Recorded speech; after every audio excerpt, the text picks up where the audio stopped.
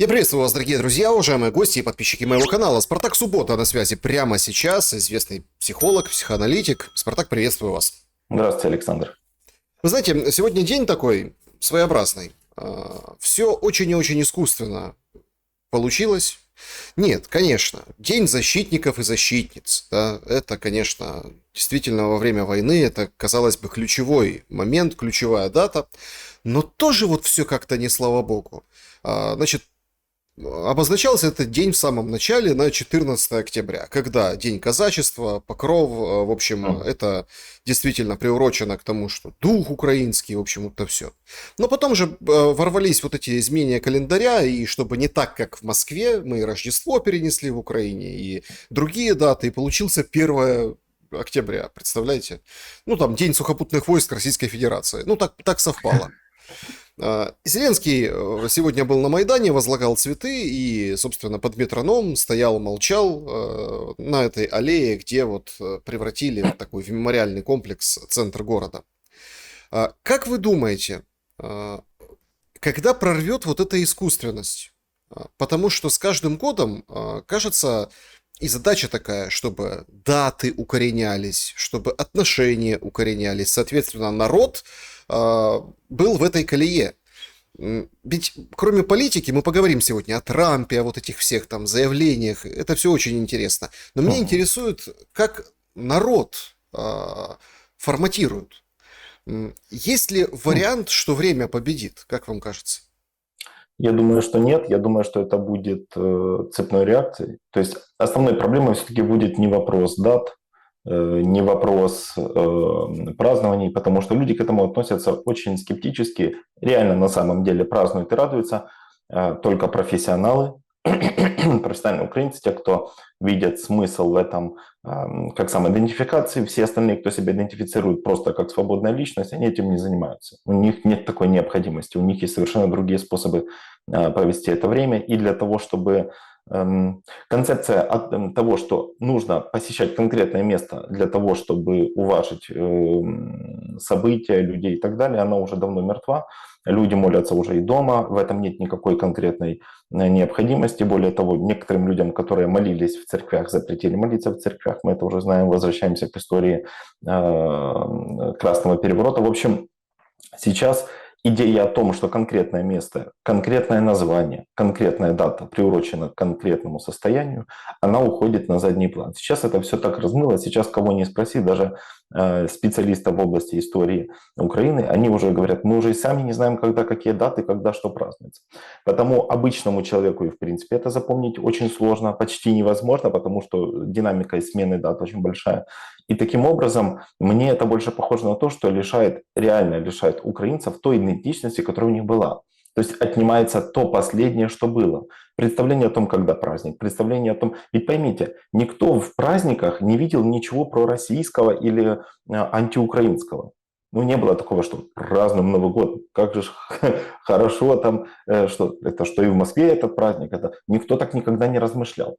Просто посмотрите на историю со сменами дат, сменами локаций и времени празднования, как на попытку окончательно отнять хоть что-то, что являлось базовой идентичностью. Теперь люди не знают, когда у них праздники. Раньше люди всегда радовались и знали, когда будет конкретный праздник, отмечали День защитника и защитницы. В этом не было никакой проблемы. Никто в этом не видел никакой, знаете, такой конспирологической подоплеки.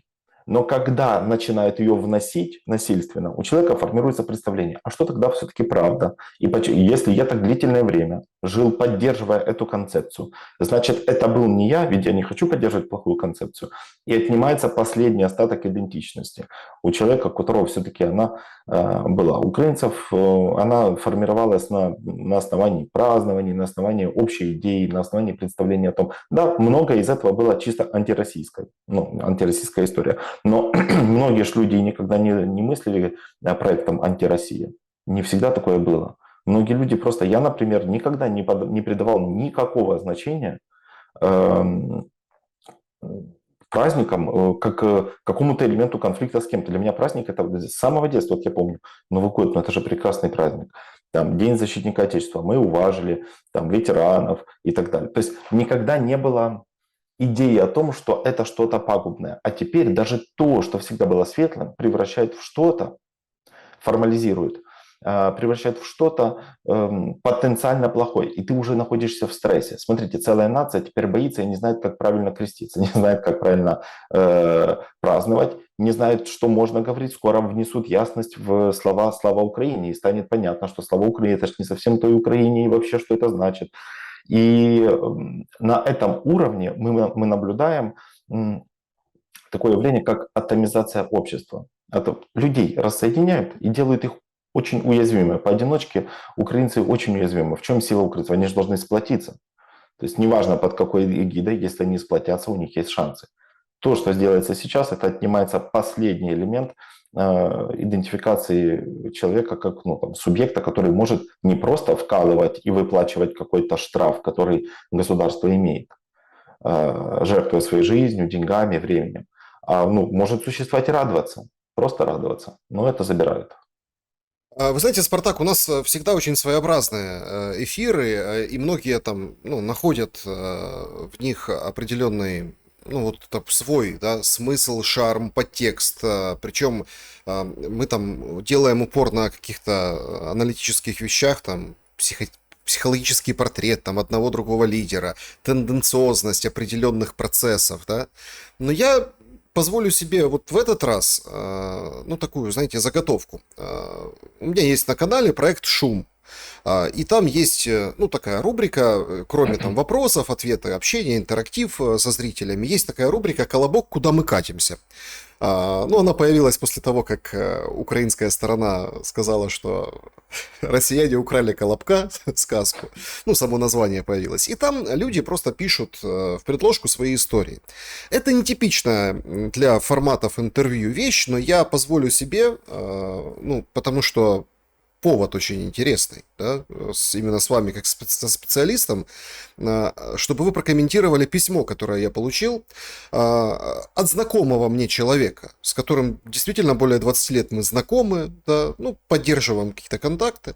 И я, понятно, что не имея разрешения, не буду называть его имя, да, но вот я хочу прочесть его письмо, и чтобы вы прокомментировали. Посетила мысль. Как сильно изменил жизнь один предлог. Когда жили на Украине, была работа, мир, смех, отпуск в Коктебеле, были праздники, были концерты на площадях и стадионах, были теплые дружеские отношения с соседями и между собой, и между людьми, как-то человечности больше, эмпатии, взаимовыручки было. И вот появилась в Украине. Из года в год жизнь становилась хуже, люди злее, завистливее, тупее. В Украине убили образование, в Украине свели на нет медицину, в Украине ушли добрососедские отношения, в Украине после 2 Майданов ушли в небытие, отдых в Крыму, матчи Шахтера на Донбасс-арене, концерты и праздники. В Украине общество, которое всегда было многослойным, разным, но за счет этого очень сбалансированным, перемешалось, взбаламутилось, все, что торчало на дне, медленно гнило, воняло и исходило желчью и ненавистью подняло наверх. И теперь эта жижа не хочет назад и делает все, чтобы удержаться наверху в верхних светлых слоях. Самим своим присутствием отравляя и разрушая все вокруг. И именно взросшенные в Украине сейчас с таким забвением и остервенением пакуют своих же в бусы. Тем, кто жил на Украине, такое бы даже в голову не пришло, как говорили в Харькове и на Донбассе, это западло. Пока жили на Украине, был мир. В Украине война и общество, люди в Украине это уже не люди. Это реально биомасса, которая жрет, гадит, разрушает все, что ее окружает. Каждое чмо, которое ничего из себя не представляет, которое не добилось в жизни ничего, теперь оседлало конек мавнюка и строит из себя нечто цельное, патриотичное. То, что сейчас в Украине, недостойно существования ни в какой форме. Проект в Украине полностью провалился и превратился в проект в ЖОПЕ. Вот такие мои грустные выводы в мои почти 50 лет, пишет мне мой знакомый постскриптум. Недавно понял, что знакомый уже больше 20 лет. И постскриптум. Можешь меня поздравить, теперь я тоже в розыске ТЦК. Давайте попробуем проанализировать вот этот текст, давайте, взрослого человека, которому под 50.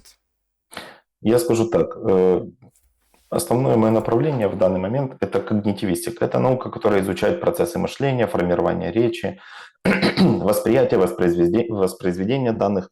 И я этот текст могу разделить на две группы. Первая группа – это оценка с точки зрения фактажа. Мы можем посмотреть это как на демонстрацию неких фактов. А с другой точки зрения на набор фактов, подверженных ряду ошибок. В чем суть? В теории дебатов есть такое понятие, как ложные предпосылки, но верные выводы. Выводы у мужчины абсолютно правильные. Люди боятся, все разрушилось, все, что было внизу, поднялось. Но тут есть такое, как ложная корреляция. Он думает, что есть связь между тем, как на и вы, на самом деле разницы абсолютно никакой. Просто это очень удобный способ разделить время на до и после. Словом «на» оскорбляются люди, которые не понимают, откуда вообще, в принципе, это пошло. Я тут когда заинтересовался, думаю, почему так возмущаемся «на»? Но не будем говорить «на Украине», будем говорить «в Украине», это же не критично, правильно? Ну, ничего страшного. Но просто когда куда-то двигались, на Сибирь, на Москву, на Кубань, на Киев, то это абсолютно нормальное словосочетание, в этом никто такого ничего не видел. Просто тут, понимаете, в чем основная проблема текста для меня? В том, что смешивается то, что было неизбежно, с тем, что мы могли избежать. Поясните. Значит, смотрите, ситуация, которую он описывает, то, что со дна все поднялось, что гнило, люди со стервенением начали рвать своих, это было неизбежно. Почему? Потому что мы видим тенденцию на территории Украины, которая начинается с 1893 года, когда мы наблюдаем постоянную смену власти. И смена власти, понимаете, в чем дело? Сознание не сильно-то меняется. Меняется власть. И я общался со своим очень близким товарищем, и он мне открыл глаза на одну прекрасную вещь. Я с вами сейчас поделюсь. То есть я объясню, почему это было неизбежно. Смотрите, нация Украины переживает 3 травмы подряд в течение одного столетия. Первая травма. Приходят большевики. Люди теряют место жизни, где они жили, теряют работу, их отправляют на высылки. Ну, то есть достаточно жестокий процесс, можно сказать, оккупации земель. Они с этим свыкаются. Вторая травма, с которой они столкнулись, это с тем, что нужно свыкнуться, привыкнуть, адаптироваться. Ну, проходит каких-то 10 лет, они свыклись, адаптировались. Какая вторая травма? Когда те люди, кто были высланы, вернулись назад и увидели, что эти люди, с которыми они жили, их дети, их близкие, борются за партбилет. Ну да. Смотрите, это серьезная травма это осознание. У этих людей, и они понимают, что они либо будут тоже за него бороться, либо они не смогут выжить. Мы знаем то, что с точки зрения биологии и эволюционной психологии основным базовым фактором безопасности является жилье, кров, где мы будем жить, вот это вот, питание, отсутствие насилия, то есть минимизация страданий, максимизация удовольствий. Ты вынужден так действовать, никто тебя осуждать не будет, что ты переобулся, потому что ты вынужден жить. Они переобуваются и воспитываются от целое поколение Фарион, которая именно прям, мы ж... Не, ну она-то выбрала себе партбилет в свое время. Вы вот именно в том-то и дело, выбаривать. Там человек жил в ужасе, что он не станет коммунистом. Это ж... А потом развал Союза. К чему возвращаемся? Что коммунистам быть стыдно. Целая эпоха теперь должна имитировать стыд за огромный кусок жизни, который они положили. Мы когда-то с вами говорили про эффект невозвратных издержек. Представьте себе ситуацию. Вы годами во что-то веровали, а потом наукой, я не знаю, и фактами доказано, что этот Бог, вы в неправильного Бога верили. Это травма. А сейчас наступает момент, вот 3 травмы прошло, сейчас наступает момент 4-й травмы. Когда вы должны признать и отказаться, что даже когда вы перестали быть коммунистом, вы все равно виноваты. Почему? Потому что ваши предки допустили то, что коммунисты пришли. бесконечный этап травматизации вот этот украинцев, он приводит к тому, что уже в какой-то момент ты уже не понимаешь, за что ты виноват и в какую сторону тебе двигаться. И куда бы ты ни двигался, ты все равно будешь виноват. Ну вот смотрите, Мовнюк, вот как там сказано в письме, абсолютно согласен. Абсолютно любой человек с нулевым статусом интеллекта может являться, как он считает, на самом деле просто считаться, кем-то просто по причине того, что он использует язык, он его даже не знает. Большая часть из них разговаривает на украинском языке хуже, чем я. Честно. Хотя это не мой родной язык. Ну, то есть это же безграмотные люди, не читавшие книг, просто перешедшие, потому что это единственный способ удержаться в статусе кого-то, быть кем-то. Так бы прожили серую жизнь и умерли бы. И вот что вот какая травма. Когда тот, кто на самом деле кем-то является, вынужден считаться с тем, кто является абсолютно никем. Но просто языковой барьер не дает возможность человеку заявить о себе. И проблема не в том, что сложно выучить украинский язык, его очень легко выучить. Нет мотивации. Мотивация строится, вот такой, знаете, кусочек психологии, это основа психологии. Что такое мотив? Мотив – это опредмеченная потребность. Потребность делится на необходимость, острую потребность и базовую потребность. Типа мне хочется. Так не хочется. Ну не хочется. То есть, понимаете, как себя замотивировать, если не хочется? И нет острой необходимости. От количества перешедших на украинский язык в Украине не стало умирать меньше людей. И люди это поняли спустя пару лет. И теперь обратите внимание на обратную тенденцию, как люди обратно переходят на русский язык. Это я так вроде как далеко ушел, анализируя этот текст, но это я все описываю то, что это неизбежно. Этого нельзя было избежать. Это бы случилось, если была бы война. А война была тоже неизбежна, потому что все было для этого сделано. Чтобы избежать эту войну, необходимо было, чтобы действовалось совсем по-другому лекалу госуправления. Ну, случилось, как случилось. А теперь что можно было избежать? Можно было избежать оценки Украины как в Украине и на Украине. Это можно было избежать.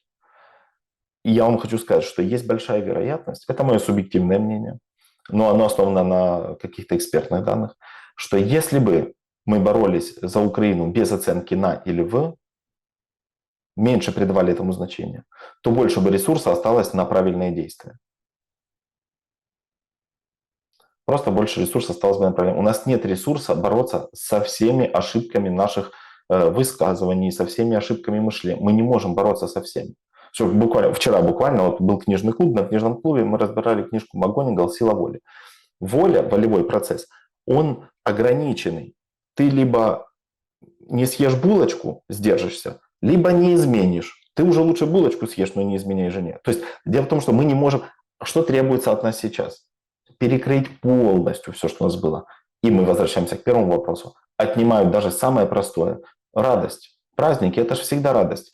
Но вот задайтесь вопросом, зачем этот праздник? Он же не объединяет людей в целом. Он просто дарует персональную радость каждому человеку. А нация состоит из каждого отдельного человека. Нация – это не какая-то просто группа. Это отдельные люди, которые имеют что-то общее, помимо паспорта. Праздники, идентичность, все отняли. Они же не сделали так, что все люди перешли на другие даты. Они этого не сделали. Они сделали что? Кто-то перешел, кто-то не пришел, кто-то вообще отказался. Вот и все. Потому это письмо мне нравится, потому что оно даю свою субъективную оценку как личности. Мне оно нравится, потому что оно отзывается. Реально, взяли вот эту проблему с на в, создали кучу ложных проблем из ничего, просто из дат. Это вообще ни о чем. Просто ни о чем. Это пустая трата ресурсов. Попереименовывали все, что только можно. От этого Украина не стала величественнее, больше денег зарабатывать не начали. Нация не стала процветать. Ничего не поменялось. Просто потратили бюджет. Понимаете, Спартак, здесь еще накладывается, и это тоже я хотел отдельно обсудить в контексте вот этого посыла.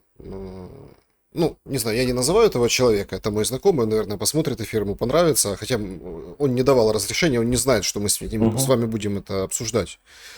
Это возраст. Война вообще в принципе называется разными экспертами, в том числе западными, таких мужиков, пожилых людей. То есть обычно как считается, да, берут молодняк, он такой горячий, боевой и, говорится, вперед, так сказать, да. А сейчас мы видим, как молодняк ловит дедов и отправляет их на передовую. В этом разрезе на бусификацию никто не смотрел.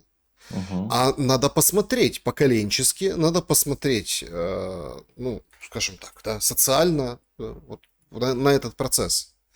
Потому что, с одной стороны, сейчас там продолжается острая дискуссия, там очередной раз выходит депутат Костенко, говорит, вот мы взяли. Ну, короче, произошел кидок. С марта месяца, ну, вы тоже следили, помнили, да, вот это вот, запустили эту программу «Миллион 18-24», ты приходишь, тебе там платят миллион, ты покупаешь много роллов, девки любят, бургеры, Ну, да, да. класс, там Netflix можешь смотреть до конца жизни, то есть, ну, красота. 3000 бургеров, я напомню. Это, кстати, не абы что.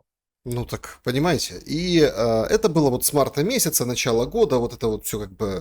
И программа-то сохраняется, да, но потом они поняли, что как ни крути, какие там от ролики в ТикТоке от Минобороны не снимай, тупые. Ну, откровенно, да, Очень жалкое зрелище. на четвертом году войны тупые ролики, да, как ты их не снимай, все равно как бы, ну, очень маленький процент, и то там как бы, ну, в общем, и то эти деньги не сразу платятся. В общем, все поняли об этом, да, то есть насчет этого. И тут выпускают 18-22. Депутат Костенко говорит, это предательство.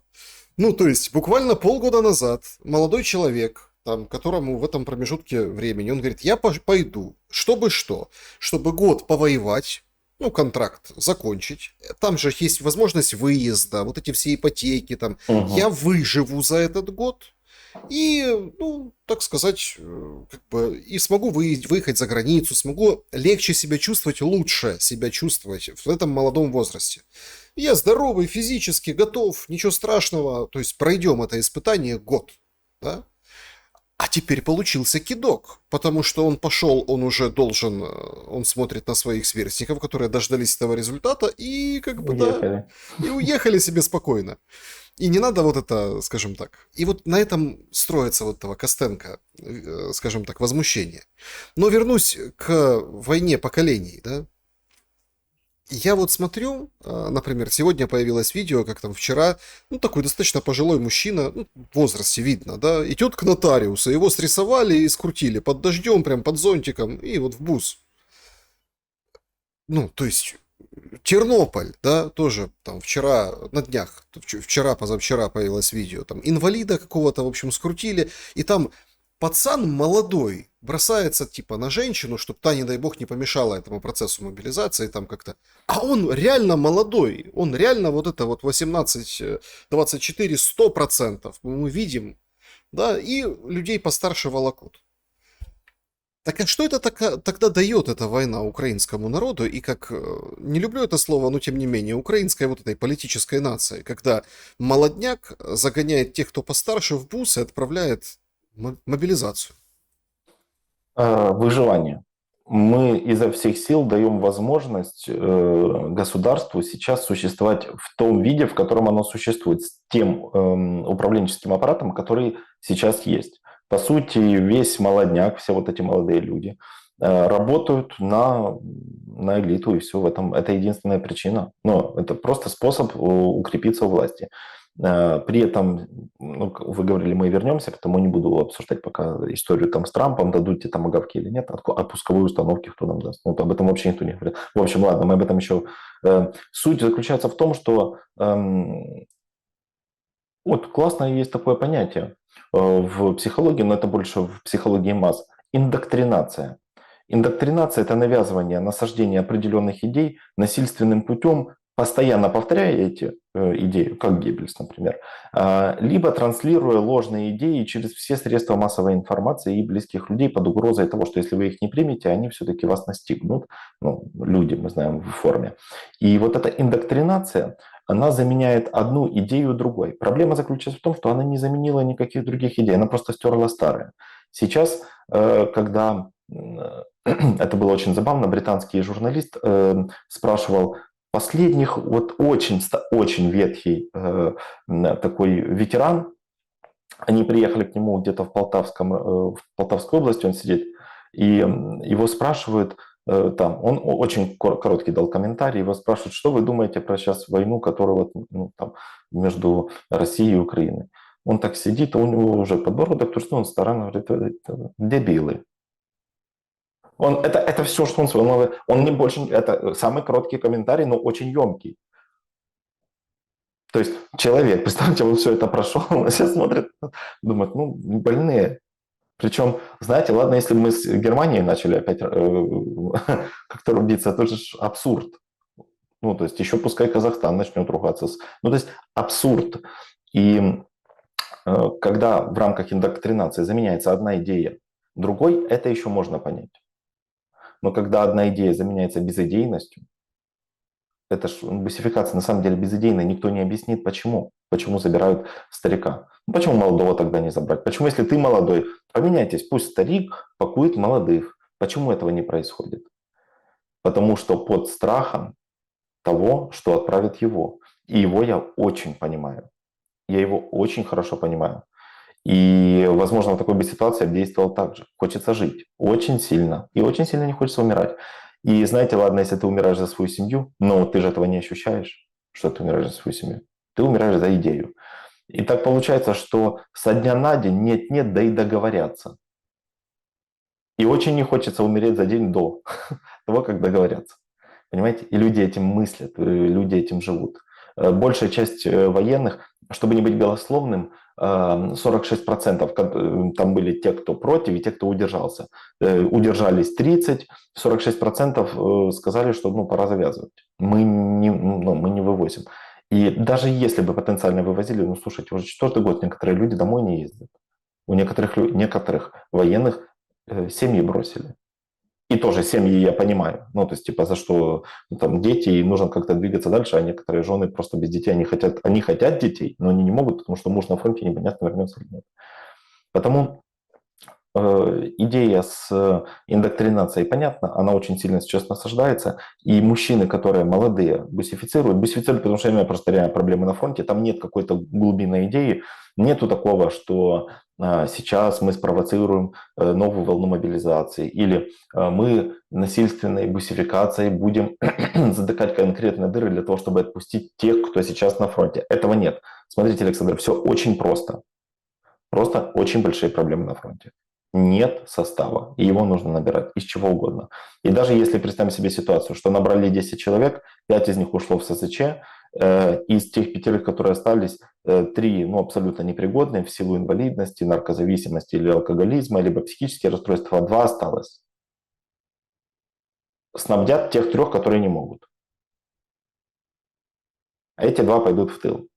Ну, потому что по ним видно, их жалко даже отпускать. Ну, командиры уже реально толковых людей даже не отдают. Ну, они говорят, вы что, пацана погубим. У него будущее впереди, перспективы.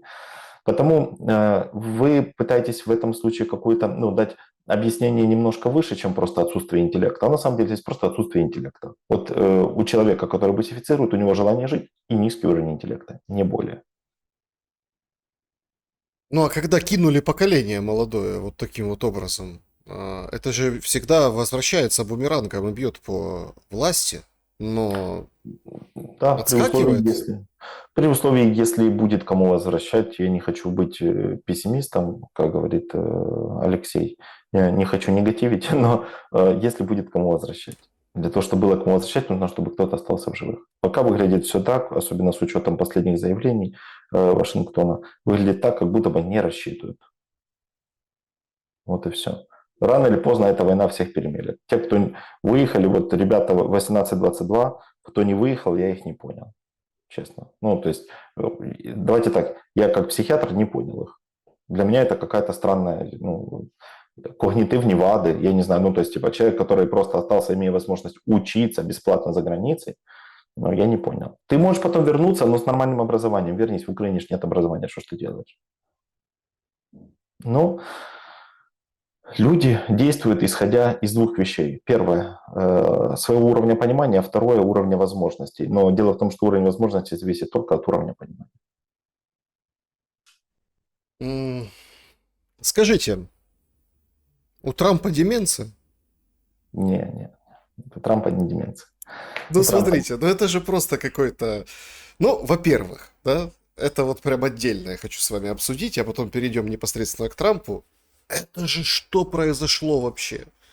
Ну, с точки зрения анализа и вот вашего профиля, то есть произошел, многие просто не оценивают это, потому что, ну, понятно, что у нас большая угроза, большая проблема и, ну, очень такой тяжелый период, о котором вы сказали, и проблемы с людьми и на фронте, и жертвы и так далее. Но люди, которые вот поколениями, оно не одно уже, там выросли на вот этой инклюзивности, выросли на фильмах Netflix, где обязательно Мгм. среди какой-нибудь там белой знати обязательно будет темненький и небинарный, вот 100%, где обязательно вот это вот все, как бы это уже прям вшили в массовый медиапродукт, все уже даже не обращают внимания, настолько это все, ну понятно, да, это вот человек там нетрадиционен, ну, и смотрим дальше кино, потому что интересно, как снято, интересно там музыка, переходы, сюжет. Ну, не только кино, и вообще там любую сферу возьмем, да. И тут выходит Хексит и начинает говорить о том, что мой сын, я не хочу, чтобы он служил вместе вот с такими в американской армии. Я не хочу, чтобы там эти генералы там имели лишний вес, чтобы солдаты были потлатые. Хочешь носить бороду? Ну иди в спецназ. А так, пожалуйста, по уставу, побрейся, без всяких женщин, без этих всех вещей. И это выглядело, ну это тоже отдельная история, там, да, восприятие, как презентация Apple. Ну вот как презентация Apple. То есть собрали всех генералов собрали. То есть все очень, ну, весомые, скажем так, фигуры в американской армии. И ходит условный такой Стив Джобс, Мгм. помянутый, да, прогуливаясь туда-сюда, то есть без трибун, без какого-то официоза. И вот это вот все там в своей манере телеведущего Фокса, на Фоксе, по-моему, да, на Фоксе работал Хексит, да, человек, который пообещал, если он получит эту должность, бросит пить, абсолютно трезвый, говорил то, что, ну, мне кажется, там хотелось некоторым откупорить чего-то, сидящим в зале этим генералам. Это ведь абсолютно другой переход. Что скажете по поводу этого собрания? Я думаю, эти люди говорили, может, пускай он продолжит пить, потому что что-то говорит, наверное, неправильно. Дело в том, смотрите, как это все на самом деле красиво повторяет историю с Вьетнамом. А, Перед активными действиями всегда происходит сбор личного состава, который принимает решения. И презентация в данном случае, ну, то есть они понимают, что маркетинговый ход должен быть достаточно сильным, и они видят, как это работает на презентациях там, Apple, Tesla и так далее. То есть должен быть серьезный мотивационный компонент в виде человека, который поставит серьезные ограничения для набора людей. То есть смотрите, как это работает. Почему престижно учиться в Гарварде? 1000 человек на место. Вы думаете, там какие-то секретные знания дают? Или там книжки отличаются? Нет, 1000 человек на место. Они сначала минимизируют потенциал вступить в армию. То есть, типа, они говорят, смотрите, никаких людей с нетрадиционной ориентацией, никаких потлатых, хочешь брить бороды, иди в спецназ, а так давай, ну, типа, по уставу, как вы говорите, скобли себе лицо, делай себя четким, красивым, ровным. Все должно быть так. Для чего это делается? Это делается для того, чтобы придать элитарности этому процессу. Потому что любая элитарность начинается с дефицита. Невозможно достичь, невозможно попасть или только определенные люди. Далее, собирается определенная группа людей. И впоследствии мы будем наблюдать либо историю Китай-тайваньскую, которая может случиться. К этому, скорее всего, готовится. Никто, смотрите, никто не отправит американцев умирать на территории Украины. Я думаю, мы это все понимаем. Ну, то есть не поедут они умирать туда. Во-первых, это такая мясорубка, там уже такой опыт, что у наших, что у русских уже опыт ведения боя такой, что у американцев, как они любят говорить, у нас самая опасная и смертоносная армия. Ну, в Call of Duty, да. А вот когда едешь вот так вот, например, ну, на передок, и ты видишь, как тебя градами обстреливают, то это совсем-совсем другая история. Потому когда артиллерия отрабатывает в течение 4 часов, потом передышка на 5 минут, потому что в туалет надо сходить и снова отрабатывать. Потому Это совсем другая история, никто их открывать не будет. К чему они готовятся? Я подозреваю, что они готовятся к тому, чтобы часть войск подкрепить историю с Тайванью, потому что основная проблема, основной конфликт в данном случае не у Трампа с Путиным. Все вопросы к Си Цзиньпин. Это человек, который не хочет менять вектор, ни экономический, ни политический.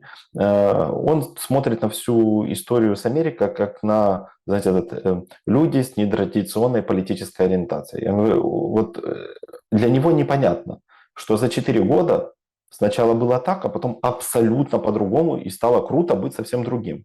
Он такой, типа, так а как вы куда-то придете? Мы вон 20 лет медленно, постепенно движемся к успеху. И вот пришли. Вы хотите, чтобы мы так же делали, как вы? Так у вас же успехов никаких нет.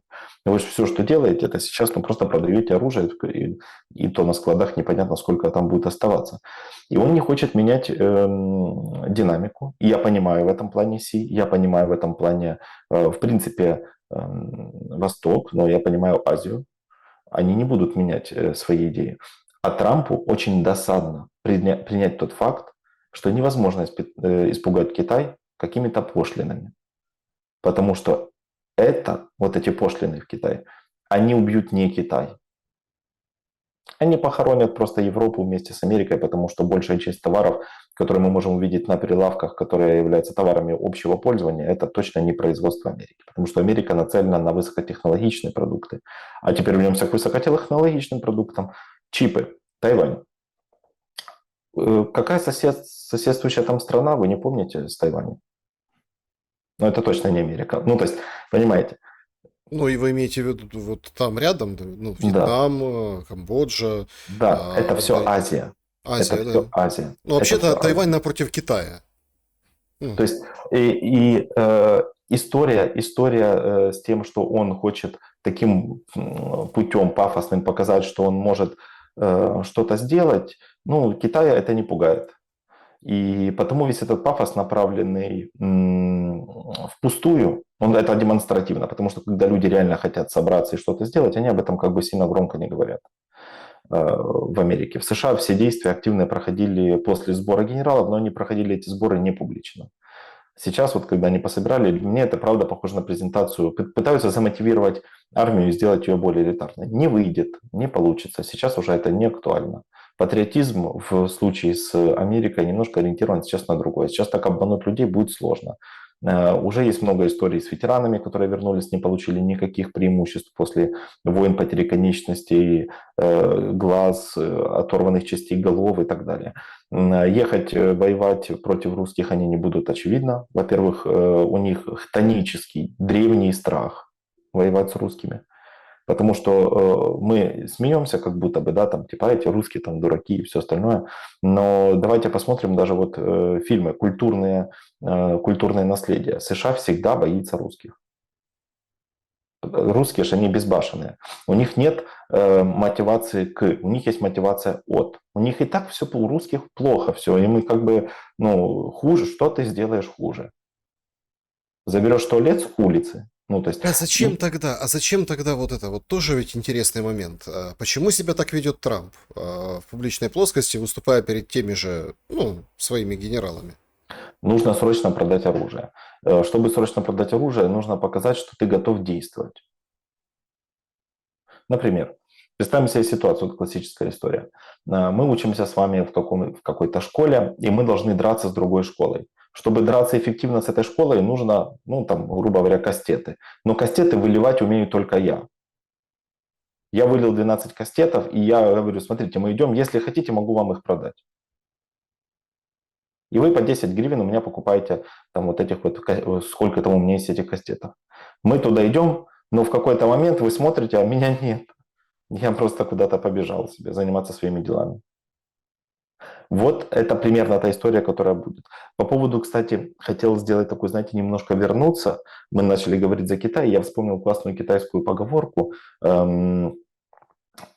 Ее применял один из управленцев, и она мне на самом деле очень понравилась. Она старая, это тысячный год. Значит, в чем суть этой поговорки заключается? Вот украинцы смеются над украинцами, которые выехали. а сами сидят дома и прячутся в ТЦК. И вот эта поговорка, она звучит так. Смеющийся, отбежавший на 50 шагов над тем, кто отбежал на 10, на 100. То есть получается как? Воины бежали с поля боя, они начали бежать, и потом они увидели, что враг за ними не бежит, и они остановились. Они обернулись, увидели, что их же соратники отбежали чуть дальше. И вот они над ними смеются. И для меня это, кстати, вот эта история, это очень похоже на то, что те украинцы, которые сидят и делают вид, что они патриоты, на самом деле, но они не мобилизируются. Иди мобилизируйся. Почему? Я почему-то те, кто мобилизировался, те, кто реально на фронте, они так что-то не разговаривают. Разговаривают те, кто защищен от этого. Ну и смеются над теми, кто уехал. Но на самом деле скоро все они будут людьми, которые отбежали на 100 шагов.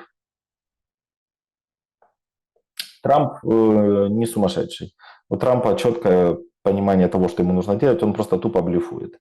Он динамику менял несколько раз. То он хотел вводить санкции против Путина, то он не хотел, то теперь он говорит, все, мы дадим оружие. Смотрите, лучший способ – это не дать Украине оружие. Лучший способ – это реально ввести жесткие, серьезные санкции. Он же угрожал, что он их не вел? Помните его аргумент? Если Европа введет, тогда я введу. Вот это все, что связано там со сбором генералов, дачей какого-то оружия, история о том, что я верю, что Украина может дойти до границ 91 года. Это все демонстрация. Он понимает, что за этим ничего не будет. Нет людей. Нет людей, не кем воевать, не мотивированные люди. Им деньги не выплачивают. Русский мотивирован, ему выплатят деньги, причем точно. Причем он не будет сидеть так долго, сколько ему скажут. У него контракт, он реально там пошел на какое-то время, выжил и вернулся. И где он эти деньги будет тратить? На территории Российской Федерации. Если наш человек отвоевал и вернулся, и у него есть право выезда, где он будет тратить деньги? В Польше, в Испании, в Италии. Он не останется в Украине, он просто знает, что это такое. Те русские, которые повоевали, заработали денег, они будут тратить на территории РФ. То есть у них никуда не утекает ресурс, они там остаются. Они продолжают быть потребителями. И Трамп это все понимает. Он же не глупый человек. Но ему, после того, как ему там рассказал Зеленский про то, что у нас есть в Доброполе какие-то успехи и так далее, он же умолчал про кучу других проблем. Нет, Для так того, чтобы понимаете, сделать... тут тоже такой момент меня вот поражает. Во-первых, ну, простите, это Трамп. Извините, это разведка, это... Они, в конце концов, разведданные со спутников дают. Они Да. видят всю картину поля боя. Видят. И то, что пришел Зеленский и сказал, вот мы там отбили сколько-то там квадратных километров, и Трамп говорит, о, слушайте, ничего себе, так вперед, давайте на Москву, вы сейчас все вернете. Ну, тут на этом выступлении перед генералами Трамп выговорил слово Азербайджан. Он его прям выговорил. Ну и чтобы там не сбиваться с Албанией, Армению не сказал. Азербайджан, но он его выговорил. Я очень сильно сомневаюсь, что он выговорит слово «доброполье». Или вообще он понимает, что это, где это, как это. То есть какой это участок, там, Покровскому 300 лет снился. Ну, то есть это другие масштабы. Но тем не менее мы видим вот такую вот его... Это все деланная какая-то такая вот очень и очень печальная история. Но я хочу вот к этой деланности, которую видят и замечают все. Но это же вот очень модно, да? Это очень модно держать аудиторию, например. Да? Вот смотри, ой, все, Трамп там, он наш, потом он не наш, потом он чужой, потом такой. И вот Да. эти все качели, и люди смотрят, ой, Трампа, что с ним случилось? И на этом как бы делать контент. Но меня интересует другой очень важный аспект. Значит, это Беларусь. Ключ Беларуси. Я хочу, чтобы вы прокомментировали с профессиональной точки зрения Зеленского, потому что, ну, вот это вот там, да, Лукашенко ездит к Путину, сидят там Два старых деды, деда. вот это все по-стариковски, там вот это труд, ну вот так, да. Вообще, во-первых, это какая-то зацикленность, нам много говорит о самом Зеленском. Он неоднократно говорил о том, что дед, и Путин дед, и Лукашенко дед, и все А деды. Трамп? Ну так Трамп. А я молодой. Он же говорит, я молодой. А Байден был. Ладно, Трамп хоть сам ходит, а Байден был. Тоже как бы дед. То есть у него вот почему-то вот эта вот история постоянно крутится. Видимо, какая-то есть внутреннее какое-то отторжение к людям там старшего возраста, презрение к ним, наверное. Оно выливается, выплескивается вместе со своим, ну, вот этим гневом профессионального украинца, да, в комментариях того или иного наружу. И это тоже нам говорит о президенте. Очень и очень многое. Ну, просроченном президенте. Интересно то, что эти акценты, которые он делает, пытаясь перетянуть на себя одеяло молодости, оно же не дает никаких бонусов. Ты на самом деле молод, и ты у власти, и ты уже успел за это короткое время, очень короткий срок, будучи молодым, таким вменяемым, вступить в войну, довести до войны. Даже не так, даже если ты был не виноват. Представим себе ситуацию, что он не сделал никаких шагов. Где твоя дипломатия? В 21 веке две большие страны воюют. Ты довел до войны. Лукашенко. Вы можете его называть дедом, кем угодно, там, узурпатором. Он находится в самом тяжелом положении и за все это время ни разу не воевал. Смотрите, если отстраниться, вот смотреть на него не как на личность, а как на управленца, он умудрялся и с Украиной, и с Россией, и с поляками, и с Америкой. Он со всеми поддерживал нормальные отношения. Вот как выглядит настоящий буфер. Вот как выглядит настоящий буфер. И у них все всегда будет. Ну, естественно, у меня есть много знакомых белорусов, которые говорят, да, он узурпировал власть, он там многих посажал ни за что, вопросов нет. Если мы смотрим на частные случаи, это плохо. Но если мы смотрим на глобальную картину, статистически меньше людей пострадало и умерло от системы правления, чем от войны. Экономика, ну, у них всегда одинаково работающая экономика, она не имеет суперуспехов, но она и не просаживается, так как просаживается сейчас украинская и российская экономика. Он умудряется и с Путиным поддерживать связь, и вот к нему давеча приезжали американцы, нормально поговорили, они друг другу там подарки дали. Я думаю, если бы Трамп приехал к нему, они бы еще и поцеловались в щечку, знаете, то есть, ну, это история с тем, что я молод, вот как будто бы нет понимания того, что взрослые люди друг друга лучше понимают. Они же жизнь увидели, и у них есть понимание. И история с тем, что как можно пожилому человеку доверять власть. Можно, если он проходит когнитивные тесты, если у него работает голова, то его уровень опыта очень хорошо компенсирует живость мышления. Но опять-таки, живость мышления должна быть за счет не стимуляторов, а за счет особых интеллектуальных качеств. Где же их взять? Понимаете? Не хочу никого оскорбить. Хороший, конечно, вопрос, где их взять, интеллектуальное качество. Да, это прям мощно. Потужно, я бы сказал. А то потужно. Потужно. Спартак, но, видимо, здесь еще какой-то комплекс. Ну, потому что мы слышим это не первый раз по поводу дедов. И Да, да, я и вспоминаю сразу почему-то, не знаю, может это какой-то боковой немножко, ну, авторшок, да, вот этой темы комплекса Зеленского. А, Помните Арахамия? Говорит, да. мальчик, вот и маленький еврейский в суровом промышленном городе Кривой Рог, он должен был подойти к самому главному и здоровому, как дать ему в нос, и тогда его все будут уважать. Ну так это вот то, что делает Зеленский на вот этой Варшавской конференции. Очень похоже на историю моего папы, моего деда. Это как будто бы они передавали из уст в уста эту одну и ту же историю. Ну, очень какая-то наигранная. Но даже если это и так, и вот это вот желание подойти и дать там кому-то в зубы, ну, еще раз, дипломатия не об этом. Э, У нас импотентная дипломатия. Для того, чтобы дипломатия работала, вот посмотрите, опять-таки, Китай очень большое государство, сильное, очень сильное, ну, большое экономически, ну, просто великан. Но даже они не делают очень поспешные выводы, они со всеми умудряются договориться и везде придерживаются какого-то паритета, у них везде равенство. Не скажу, что Си молодой мальчик, там человек с опытом, который тоже прошел тяжелую жизнь, тяжелую судьбу и много где побывал. Они, как правило, многие из них побывали в тяжелых очень условиях. Зеленский не был в тяжелых условиях. Его жизнь сложилась очень легко. Трамп был в тяжелых условиях. Трамп был сколько раз банкротом? 5, 4, я не знаю, полным банкротом. Человек всегда восстанавливался. Путин прошел спецподготовку.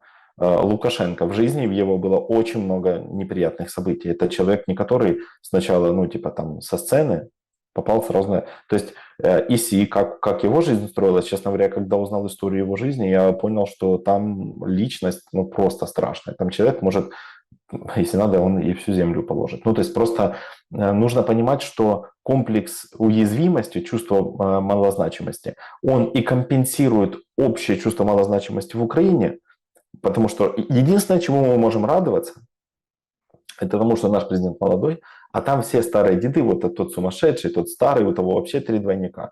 Чему вы радуетесь? Вас деды поимели. Так ладно, если бы вы за деньги это делали, так вас бесплатно. Ну, то есть мы все зависим от кучи, от, как он говорит, дедов. Только почему-то у них получается, а у нас Это, нет. кстати, очень интересный момент. Вот знаете, ну, это уже как... э, И я тоже грешен, признаюсь, да, особенно когда вот там сталкиваешься с телевизионными какими-то проектами, с участием психологов, да. Ну, понятно. Сейчас расскажут, что все травмы из детства, что это все вот это вот все. Мгм. То есть уже даже все выучили эту всю штуку, тем более была такая очень большая мода, и она продолжается на всякие там реалити, где присутствует психолог и говорит, и там с ним сидит какой-то там герой этого шоу, говорит, а он потом плачет, этот герой шоу, а психолог говорит, вот видите, это там в детстве вас там Да. папка подзатыльник дал, например, понимаете? Но на самом деле вы говорите очень крутую штуку. А правда, никто не задумывается. А какой путь прошел Зеленский? Вот сейчас кажется, что вот ничего себе, вот смотрите, там воюющая страна, он и так, и сяк, какой он молодой. А как личность, как человек? Ну, то есть в институте он не учился, ну, это образование можно, это диплом, который можно прибить гвоздем к стене и сказать, смотрите, я там где-то был, и мне чего-то дали. А, Это интеллигенция родителей, да, папа профессор, там, это вот потомки Мгм. вот этих полицейских, да, там дед, который, да, воевал и потом возглавлял одно из отделений как милиции тогда советской. То есть, смотрите, это действительно, это вот это не то, что теплая ванна, но достаточно легкий путь. Веселился на сцене, зарабатывал крутые деньги и сидел тихо ненавидел вот этих олигархов, которые приглашали его в баню с концертами, чтобы они там с кошевым юмореску рассказали им, и чтобы было смешно, как бы выпить водки, да, и там вместе с девочками оттопыриться, отдохнуть на какой-нибудь, не знаю, там день прокуратуры, ну или там, не знаю, там день бандита. И он сидел, и он вынужден был их там танцевать, вот это перед ними все, вот это шоу показывать. Потом он масштабировался к людям, собирал концерты, большие залы, делал выездные фестивали там в Турции, еще в каких-то странах, то есть снимал кино, то есть он поднялся, но поднялся из именно вот такого достаточно, ну, ровного, без жутких трагедий, как бы пути. И вот это вот действительно отличает. А это ведь типичный путь, в том числе и европейских политиков. Ну какие трагедии в жизни были у гинеколога Урсулы, у Рютте, у Столтенберга, который выходит и говорит, значит, надо забрать у европейцев миллиарды там образования, здравоохранения, но мы Путина должны остановить и войны не допустить. Поэтому прожитый путь человека все-таки определяет то, как он будет действовать дальше. Вы понимаете, как будет Зеленский действовать дальше, исходя из, ну, вот этого аспекта, не столько политического, там, вот этого военного, а вот этого психологического аспекта? Смотрите, сначала скажу о том, что у Зеленского, если анализировать все его действия, риторику, интервью, то, как он реагирует, как он отвечает на вопросы, на искусственно сделанных саммитах и так далее, можно сделать один очень простой вывод. Он верит, что он достоин лучшего. То есть он верит, что он достоин великого. Его разница между Трампом, там, Путиным и Лукашенко, Си и многими другими управленцами больших, сильных там каких-то государств, знаете в чем? Они не верят, они знают. Вот когда ты знаешь, что ты можешь, чего ты стоишь, у тебя нет потребности это с кем-то обсуждать. Ну, знаете, это как, вот вы знаете, что вы можете умножить дважды два. Вы можете себе представить, что вы идете по улице, заходите в магазин и говорите, я, кстати, дважды два могу умножить. Ну, это же абсурд какой-то. В этом не... Или на каждом празднике об этом говорить. В этом нет необходимости.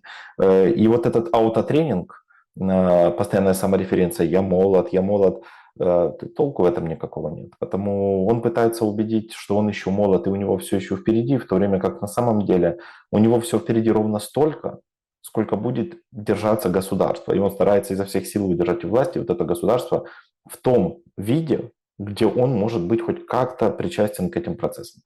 Когда закончится с Зеленским эта история, мне сказать сложно, потому что я не могу даже уследить хоть какую-то ментальную динамику, потому что он сильно проседает в какой-то момент. Вот мы видим, да, он там просел. И вот есть из офиса президента люди, которые там доносят информацию, что вот, что-то он там закрылся и молчит, пускает только Литвина и пускает только этого там Ермака, да. Ермака. Потом говорят, вот и Ермака уже не пускает. То они спят вместе в бункере, то они что-то где-то ходят. Ну, то есть динамики нет стабильной. Она очень, там высокая эмоциональная волатильность. И потому предвидеть это невозможно, потому что есть большая вероятность, что под давлением внешних обстоятельств произойдет коллапс. А как он будет выглядеть, мы не знаем. И пытаться хоть как-то поддержать украинцев. То есть на самом деле вот эти вот высказывания, они направлены на электорат, потому что, ну вот смотрите, они везде старые, а вот я молодой, и я еще могу, и у нас еще все будет. Ну, у нас это у кого? У офиса. Люди ж в это не особо верят. В это верят люди, которые уехали. И вот в Германии был, мы ездили с туром, с подкастами мы ездили вот недавно, и таких вот прям упоротых, верующих в хорошую перспективу вообще ни одного человека.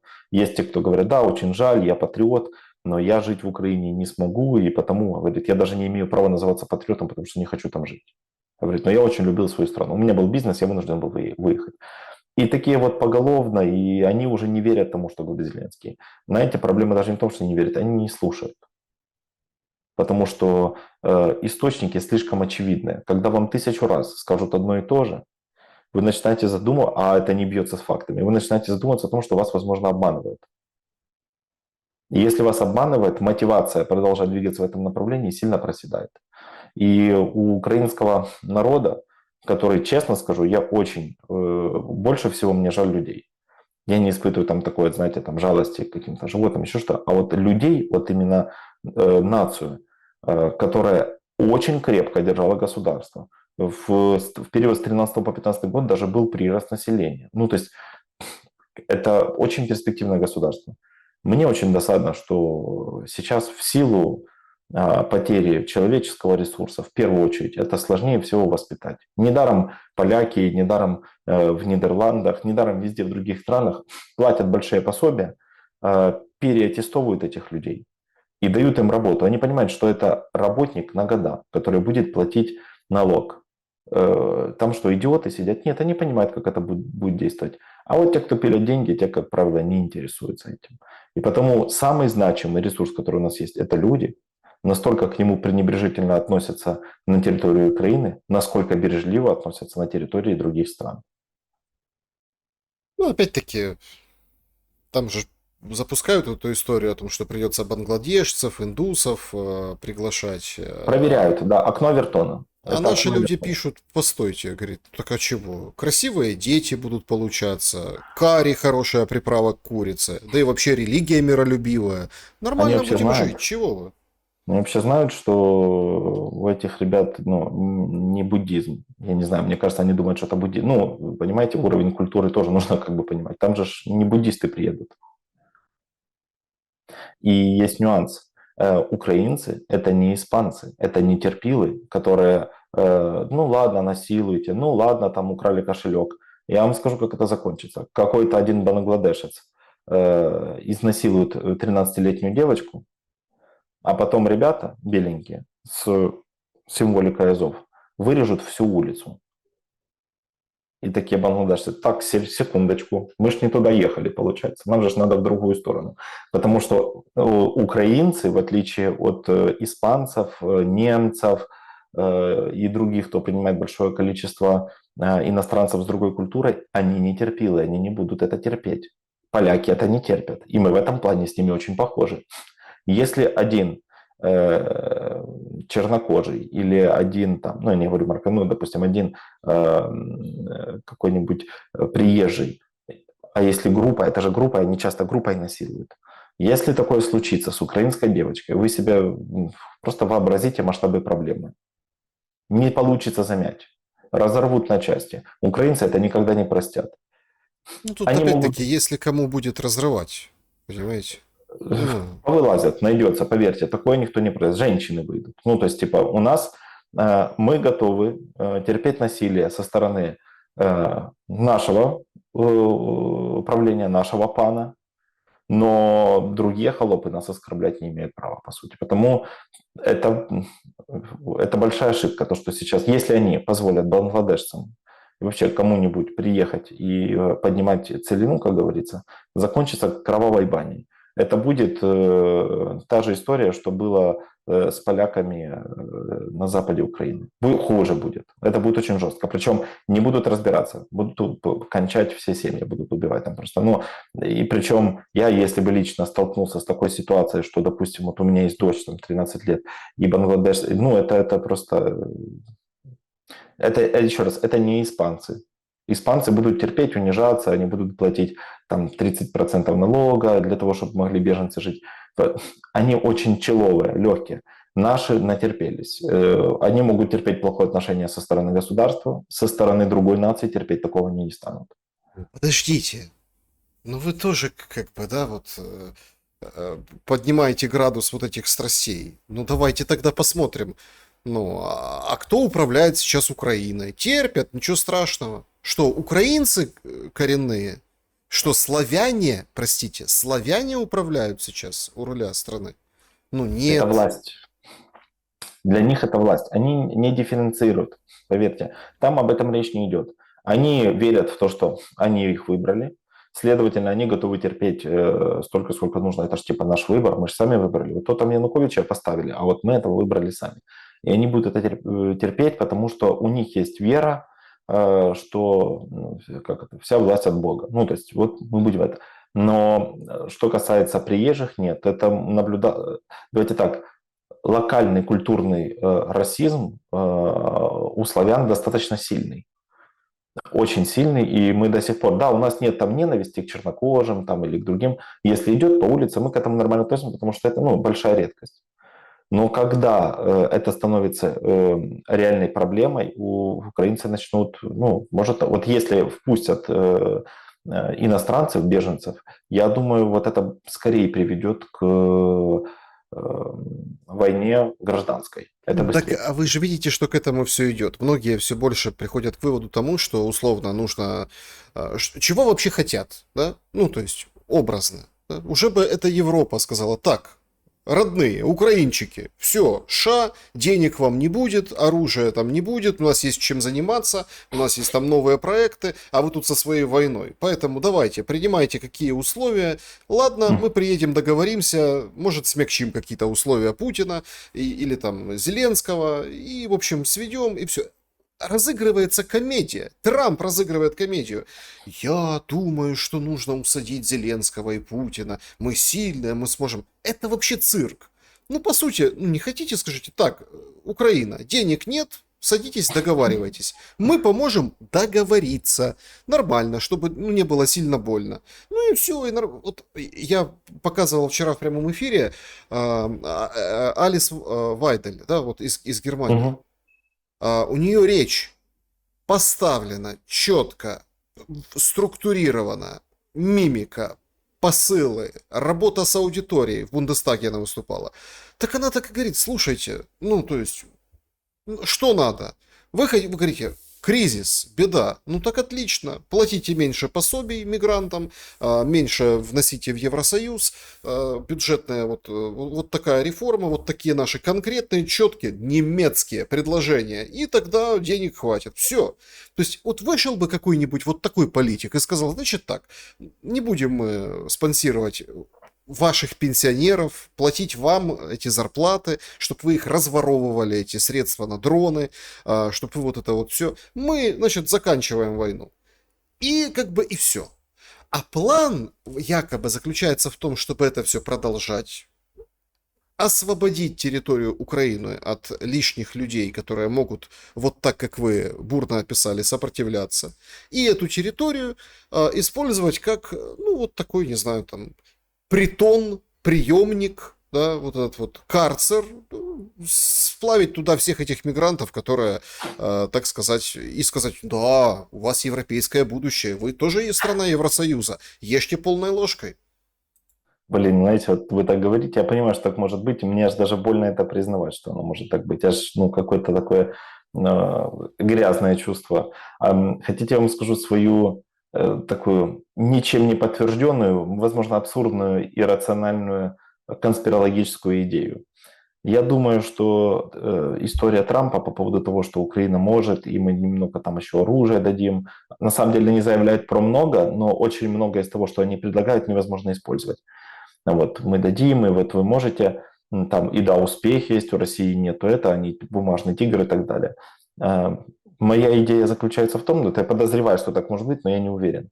Он ждет активных действий со стороны украинской армии, что Зеленский пойдет сейчас доказывать, столкнется с таким уровнем насилия, сопротивления и ну, с реальностью столкнется на земле, что вынужден будет сам уже просить помирить их с Трампом, и он уже будет готов сам даже лично не принимать, лишь бы это все с этим, с Путиным, лишь бы это все закончилось. То есть, возможно, это конспирологическая такая идея, да, возможно, он идет путем эскалации.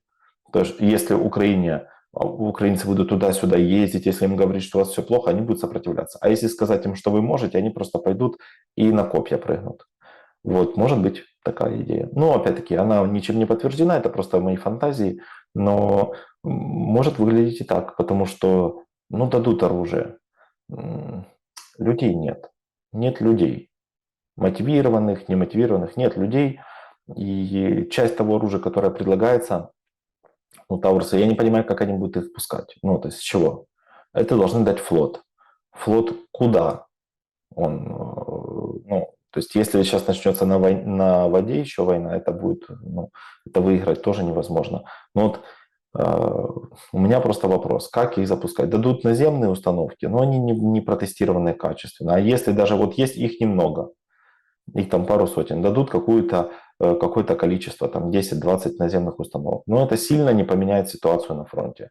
Ну да, они будут типа далеко запускать, да, создадут проблемы вглубь, залезут. Но опять-таки, кто эти установки, про установки никто ничего не говорил. Дайте им патроны. Хорошо, а револьвер мы дадим? Не, ну револьвер, наверное, давать мы не будем, они же стрелять начнут. Не приведи Господь. Дайте им патроны, пусть. Потому все это выглядит так, как будто через 2 недели, месяц, мы столкнемся с обратной риторикой Трампа. С обратной риторикой Трампа. Потому что Трампу необходимо сейчас получить свои социальные бонусы. Он должен получить поддержку электората. А действует он совершенно не в соответствии с тем, что он заявлял. Он сказал, все для Америки, фокусируемся на Америке. Теперь он говорит о том, что нам нужно идти куда-то воевать. А это сильно не бьется с идеей, которую он проталкивал. Спартак Суббота был моим собеседником сегодня. Благодарю за время и мысли. Спасибо вам большое, Александр. Друзья, берегите себя. Всем добра и света. Пишите в комментариях, что думаете, подписывайтесь. Увидимся.